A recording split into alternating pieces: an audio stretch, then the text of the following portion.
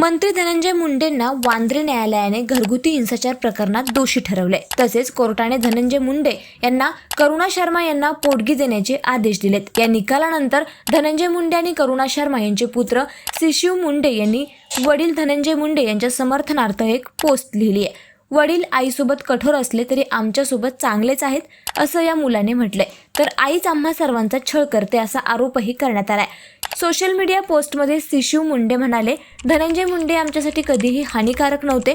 माझी आईच आम्हाला वेदना देऊन वचपा काढायची, माझी आई घरगुती हिंसाचार करायची अशी या पोस्टमध्ये त्यांनी माहिती शेअर केली आहे। तर माझ्या नवऱ्याचा सातत्याने मुलाला फोन येत होता। माझ्या मुलांना आणि मुलांच्या वडिलांना वाटतं की मी मीडियात बोलू नये किंवा कोर्टात जाऊ नये।